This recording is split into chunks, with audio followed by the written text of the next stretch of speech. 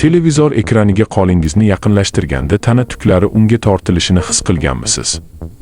Quruq havoli kunlarda mashina eshigini yopmoqchi bo'lganingizda yoki oddiy metall tutqichni ushlaganingizda to'satdan qo'lingizni tok urgani esingizdami? Bu galati hodisalar ham har kuni telefonimizni quvvatlaydigan o'sha sim ichidagi jarayon ham bitta qonunga bo'ysunadi. Ammo bu qonun siz o'ylagandan butunlay farq qiladi. Assalomu alaykum. Siz shubhalarga dalil kanalidasiz. Bugun biz siz har kuni ko'radigan, lekin aslida qanday ishlashini aksariyat odamlar xato o'ylaydigan fizikaning eng katta sirlaridan birini, elektrning asl tabiatini va tabiatning muvozanat qonunini fosh qilamiz. Agar siz ham atrofdagi olamning pinhona sirlarini bilishni, miyangizdagi shubhalarga ilmiy dalillar bilan javob topishni xohlasangiz, hoziroq videoga like bosing va kanalga obuna bo'ling. Qo'ng'iroqcha tugmasini ham yoqib qo'ying. Chunki bugungi ma'lumotlar fizikaga bo'lgan qarashingizni butunlay o'zgartirib yuboradi. Tayyormisiz? Unda qulayroq joylashib oling. Biz boshladik.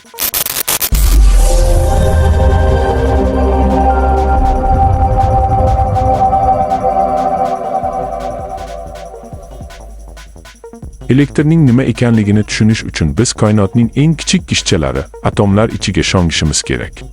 Koinotdagi barcha narsa, siz, men, telefoningiz, hattoki osmondagi bulutlar ham atomlardan tuzilgan. Atomning tuzilishi juda qiziq. Uning o'rtasida o'ta og'ir va dangasa yadro bor. Bu yadroning ichida musbat zaryadga ega bo'lgan protonlar yashaydi. Ular shunchalik og'irki, o'z joyidan deyarli jilmaydi. Lekin ularning atrofida juda yengil, chaqqon va asabiy, manfiy zaryadga ega bo'lgan elektronlar aylanib yuradi. Xo'sh, zaryad degani o'zi nima? Uni tushunish uchun magnitni eslang. Bu tabiatning eng qat'iy qonunlaridan biri. Bir xil zaryadlar bir-birini xuddi dushmandek itaradi. Qarama-qarshilari esa bir-biriga telbalarcha tortiladi. Tabiat doim ularning birga, tinchlikda bo'lishini xohlaydi. Odatda har bir atomda musbat protonlar va manfiy elektronlar soni teng bo'ladi. Ular bir-birini ushlab muvozanatda yashaydi. Bu paytda jism hech qanday tok urmaydi. U tinch holatda, neytral bo'ladi. Unda tok qayerdan keladi? Sir shundaki, biz tokni yoqdan bor qilmaymiz. Biz uni yaratmaymiz. Biz shunchaki tabiatning tinchligini buzamiz. Agar qandaydir kuch yordamida, masalan, shamol generatorlari aylanib, yadroviy reaktorlar ishlab yoki oddiy batareyka ichidagi kimyoviy reaksiya orqali o'sha yengil elektronlarni o'zining sevimli protonlaridan tortib olsak va boshqa joyga qamab qo'ysak nima bo'ladi? Dahshatli muvozanatsizlik. Bir tomonda trillionlab elektronlar tiqilinch bo'lib qoladi. Ular bir-birini itarib, siqilib, asabiylashib ketadi. Ikkinchi tomonda esa ularni kutib, bo'shab qolgan protonlar joylashadi. Mana shu elektronlarning bosh joy topib, o'z joyiga qaytishiga, yana muvozanatni tiklashga urinishi va oqib o'tishi biz bilgan elektr toki deyiladi. Biz shunchaki ular o'z joyiga qaytayotgan yo'l ustiga televizorimizni, holodilnik yoki chiroqni qo'yib olamiz va ularning shiddatli harakatidan foydalanamiz. Hozir biz bilib oldikki, elektronlar aslida manfiy qutbdan musbat qutbga qarab yuguradi. Lekin nega maktabda, kitoblarda va barcha elektr sxemalarda biz tokni musbatdan manfiyga qarab oqadi deb chizamiz? Bu fizika tarixidagi eng katta va kulgili xatolardan biridir. 1700 yillarda Benjamin Franklin tokni qandaydir ko'rinmas suyuqlik deb o'ylagan va u ko'p joy musbatdan kam joy manfiy oqadi deb taxmin qilgan. U paytda elektron nimaligini hech kim bilmasdi. Oradan 100 yildan ko'proq vaqt o'tib, olimlar haqiqiy elektronlarni kashf qilishganda kech bo'lgan edi. Butun dunyo qoidalari, kitoblari o'sha xatoga moslab yozib bo'lingandi. Boshidan o'zgartirish juda qiyin bo'lgani uchun fanda shunday kelishib olindi. Qog'ozda, hisob-kitobda tok plusdan minusga oqadi deb qabul qilaveramiz. Lekin o'zimiz ichimizda haqiqiy zarralar minusdan plusga oqishini bilib yuramiz. Endi eng asosiy tushunchalarga kelamiz. Rozetkada 220 volt bor, telefoningizda 5 volt bor deymiz. Xo'sh, volt o'zi nima? Bu tokning miqdorimi? Yo'q. Volt bu shunchaki bosim. Yoki ilmiy tilda aytganda, potensiallar farqi. Tasavvur qiling, batareyaning manfiy tomoniga 1 millionta elektronni zorlab tiqib qo'ydik. Ular siqilganidan bir-birini itarib, dahshatli darajada asabiylashib yotibdi. Ularning bosh joyga qochish ishtiyoqi, o'sha joydagi tiqilinchning bosimi aynan volt deb ataladi. Agar siz u yerga 1 milliard elektron tiqsangiz, bosim, ya'ni volt 1000 barobar kuchayadi. Volt qancha katta bo'lsa, elektronlar simdan o'tayotganda shunchalik katta kuch bilan itariladi. Xo'sh, bu isyonchi elektronlar qayerga qarab harakatlanadi? Faqatgina va faqatgina ularni kutib turgan musbat qutbga. Ularning yagona maqsadi muvozanatni tiklash. Ular yugurib otaveradi va nihoyat manfiy tarafdagi va musbat tarafdagi elektronlar soni mutlaqo tenglashadi. Hech qayerda tiqilinch yo'q, bosh joy ham yo'q. Hamma narsa muvozanatga keldi.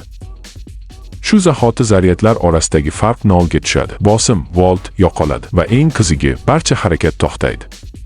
Aslida telefoningiz batareyasi o'tirdi degani uning ichidagi energiya g'oyib bo'ldi degani emas. Shunchaki uning ichidagi ikki qut tenglashdi, muvozanat nolga yetdi va elektronlarning harakatlanishiga sabab qolmadi deganidir. Volt elektronlarning qochish ishtiyoqi, ya'ni bosim ekanligini tushunib oldik. Xo'sh, unda amper nima? Agar volt bosim bo'lsa, amper bu miqdor, ya'ni trubadan qancha suv oqib o'tayotgani. Tasavvur qiling, yuzingizga shpritsdan katta bosim bilan suv sepishdi. Yuzingiz biroz achishadi, lekin sizga hech narsa qilmaydi, chunki suvning miqdori juda kam. Endi ustingizga butun boshli daryo ag'darilishini tasavvur qiling. Bosim qanchalik sekin bo'lmasin, u ulkan massa sizni oqizib ketadi. Elektrda ham xuddi shunday. Amper bu simning kondalang kesimidan bir soniya ichida oqib o'tayotgan elektronlarning aniq soni. Keling, bir amper tok qanchalik ulkan narsa ekanligini raqamlarda ko'ramiz. Biz odatda telefonimizni 2 yoki 3 amperli zaryadka bilan quvvatlaymiz. Fizika tilida 1 amper tok oqishi uchun simning bir nuqtasidan har bir soniyada taxminan 6,20 ko'paytirilgan 10⁸ darajasida elektron oqib o'tishi kerak. Buni oddiy tilda aytadigan bo'lsak, bir soniya ichida o'sha joydan 6 kvintillion 240 kvadrillionta elektron yugurib o'tadi degani. Tasavvur qilyapsizmi? Siz ko'zingizni ochib yumguningizcha telefoningiz simidan milliardlab marta milliard zarralar qo'shini o'ziga joy izlab chopib o'tadi. Endi eng muhim va hayotiy savolga keldik. Nega ba'zan minglab volt tok bizni oldirmaydi-yu? Uydagi 220 volt hayot uchun xavfli bo'lishi mumkin. Siz junli sviteringizni yechganingizda yoki eshikni ushlaganingizda chirs etib uchqun chiqadi va barmoq uchini tok uradi. Bilasizmi, shu kichkina uchqunda qancha bosim bor? Taxminan 5000 dan 10000 voltgacha. Ha, adashmadingiz, lekin u bizni oldirmaydi. Nega? Chunki volt qanchalik o'ta baland bo'lmasin, u yerdagi elektronlar soni, amper, shu qadar kamki, ular tanamizdan puf etib o'tadi-yu tugab qoladi. Elektronlar armiyasi yo'q. Uydagi 220 volt rozetkada esa bosim kamroq bo'lishi mumkin. Lekin u yerdagi elektronlar daryosi, amper, to'xtovsiz va nihoyatda ulkan. Aynan mana shu ulkan oqim, amper, inson yuragidan o'tsa, yurak muskullarining elektr signallarini adashtirib yuboradi. Ya'ni qoida oddiy, volt bu oqni o'tadigan porox, bosimi, amper esa oqning o'zi sizga borib tegayotgan massa. Mana volt va amper nimaligini bilib oldik. Endi mantiqiy savol tugiladi. Agar elektronlar shunday dahshatli tezlikda va miqdorda yuguradigan bo'lsa, ularni nima to'xtatib turadi?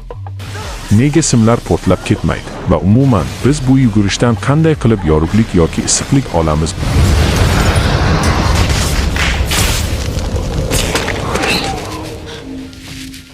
Volt qanchalik kuchli bo'lmasin, amper qanchalik ko'p bo'lmasin, ularning yo'li doim ham tekis bo'lmaydi. Keling, o'zimizni o'sha sim ichida yugurayotgan elektronlar o'rniga qo'yib ko'ramiz. Simning ichi bosh truba emas. Mis yoki alyuminiy sim, bu atomlardan iborat ulkan va zich o'rmon. Elektronlar manfiydan musbatga qarab yugurganda, ular to'g'ri uchib ketmaydi. Ular to'xtovsiz ravishda shu metall atomlariga uriladi. Turtinadi va yo'nalishini o'zgartiradi. Mana shu turtinishlar, to'siqlar va ishqalanish fizikada qarshilik deb ataladi va u omega o'lchov birligida hisoblanadi. Biz aynan mana shu qarshilikdan o'z maqsadlarimizda foydalanamiz. Hayotda qattiq ishqalanish doim nimani keltirib chiqaradi? Issiqlikni. Qo'lingizni sovuq kunda bir-biriga ishqalasangiz isiydi-ku, to'g'rimi? Oddiy lampochkani olaylik.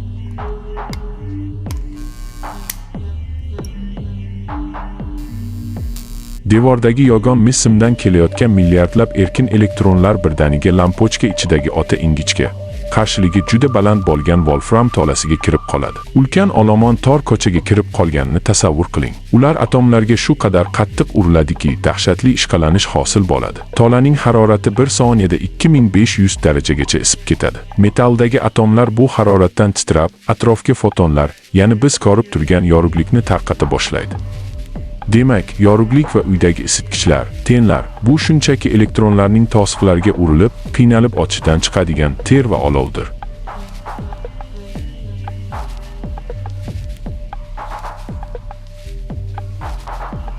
Biz hozirgacha faqat simlar ichidagi tok haqida gaplashdik. Agar umuman hech qanday sim bo'lmasa-chi? Agar tabiatning oshi muvozanati ulkan bulutlar va yer o'rtasida buzilib qolsa nima bo'ladi? Oylab ko'ring, u yerdagi bosim rozetkadagidek 220 volt emas, 300 million voltga yetsa-chi? Axir havo tokni umuman o'tkazmaydi-ku. Qanday qilib u birdaniga yirtilib ketadi va eng qizigi, yorug'lik tezligida uradigan chaqmoq ozi tepadan pastga tushadimi yoki pastdan tepaga ko'tariladimi? Chaqmoqning toki doimiymi yoki o'zgaruvchan? Bu keyingi videolarimiz mavzusi. Bu videoni o'tkazib yubormaslik uchun kanalga hoziroq obuna bo'ling va bildirishnomalarni yoqing. Keling, avval doimiy tok, ya'ni DC, direct current olamiga sayohat qilamiz. Doimiy tok bu mutlaq tartib va intizom. Bu yerdagi elektronlar xuddi tok daryosi kabi faqat bitta yo'nalishda, sokin va bir tekis oqadi. Telefoningiz, notebookingiz, elektromobillar va koinotdagi sun'iy yo'ldoshlar, xullas, energiyani saqlash va ixcham ishlatish kerak bo'lgan barcha joyda faqat DC ishlaydi. Uning eng katta ustunligi barqarorlik. Batareya ichidagi kimyoviy reaksiya tufayli elektronlar uzluksiz bir tomonlama harakatlanadi. Aynan mana shu uzluksiz oqim energiyani to'plash va o'zimiz bilan olib yurish imkonini beradi. Ammo gap butun bir shaharni yoritish yoki minglab kilometrlarga energiya yetkazib berish haqida ketganda, tok daryosi ish bermaydi. Bu yerda bizga mutlaqo boshqa fizika kerak. O'zgaruvchan tok, ya'ni AC, alternating current. Tasavvur qiling, ulkan elektr stansiyasidagi generator aylanib, sim ichidagi elektronlarni oldinga va orqaga itara boshlaydi. O'zbekiston tarmog'ida bu jarayon soniyasiga 50 marta sodir bo'ladi. Eng qizigi, elektronlar uzoqqa ketmaydi. Ular xuddi daraxt kesayotgan arra kabi oz joyda tez va kuchli titraydi. Mana shu tebranish o'zidan ulkan energiya to'lqinini hosil qiladi va u yorug'lik tezligiga yaqin tezlikda simlar bo'ylab harakatlanadi. Nega butun dunyo uylarimizgacha o'zgarmas emas, balki tebranib turuvchi AC tokini tortib kelgan? Javob bitta: masofani yengish. Doimiy tokni uzoq masofaga yuborish juda qiyin. U yo'lda tezda kuchini yo'qotadi, simlarni qizdirib, energiyani havoga sovuradi. Agar shaharlar faqat DC bilan ta'minlanganda edi, har 2-3 kilometrda bitta elektr stansiyasi qurishga to'g'ri kelardi. O'zgaruvchan tokning eng katta sehri shundaki, transformatorlar yordamida uning kuchini osongina 100 minglab darajaga ko'tarib, minglab kilometrlarga hech qanday yo'qotishlarsiz uzatish mumkin. Manzilga yetgach esa u yana uyingiz uchun xavfsiz darajaga tushiriladi. Lekin bizning hayotimizda bu ikki olam doimo uchrashishga majbur. Rozetkangizdagi tebranib turgan AC tokini telefoningiz batareyasi to'g'ridan to'g'ri qabul qila olmaydi. Shuning uchun quvvatlagichingiz, adapter, bu aslida mitti tarjimon. U rozetkadagi titrayotgan tokni qabul qiladi, tebranishlarni tekislaydi va batareya uchun qat'iy bir tomonlama harakatlanuvchi sokin DC tokiga aylantirib beradi. Biz elektrni insoniyatning eng katta kashfiyoti, o'zimizga bo'ysundirib olingan ko'rinmas qul deb o'ylashga o'rganib qolganmiz. Devordagi tugmani bosamiz, yorug'lik paydo bo'ladi. Simni ulaymiz, mashinalarimiz harakatga keladi. Bularning barchasi bizga shunchalik oddiy va zerikarli bo'lib qolganki, uning aslida nima ekanligini unutib qo'yganmiz. Lekin bugun biz uning asl yuzini ko'rdik. Elektr toki bu shunchaki raqamlar, volt yoki amperlar emas. Bu koinotning eng qadimiy, eng shafqatsiz va ayni paytda eng adolatli qonunining namoyon bo'lishi, muvozanat qonuni. Har gal chiroqni yoqqaningizda, har gal telefoningiz ekrani yorishganda, unutmang, o'sha ingichka, sovuq simlar ichida trillionlab mitti zarralar qamoqdan qochishga urinayotgan isyonchilar kabi o'z erkinligi, o'z muvozanati va o'z joyini topish uchun shiddatli kurash olib bormoqda. Va biz butun boshli zamonaviy sivilizatsiyamizni, butun yorug'ligimizni tabiatdagi ana shu asabiy zarralarning ko'rinmas jangi va ishqalanishi ustiga qurganmiz. Fizika qoidalari bu qog'ozlarda qolib ketadigan zerikarli formulalar emas. U biz yashayotgan sirlarga boy voqelikning asl ssenariysidir. Sizga o'rgatilgan, siz ishongan narsalar har doim ham haqiqat bo'lib chiqmasligi mumkin. Shuning uchun hech qachon shubhalanishdan to'xtamang, izlaning. Har bir oddiy narsa ortida olamshumul mo'jiza yashiringan. Siz bilan shubhalarga dalil kanali bo'ldi. Ongingizdagi shubhalar tarqalgan bo'lsa, like bosing va obuna bo'ling. Navbatdagi chaqnashgacha ko'rishguncha. Xayr.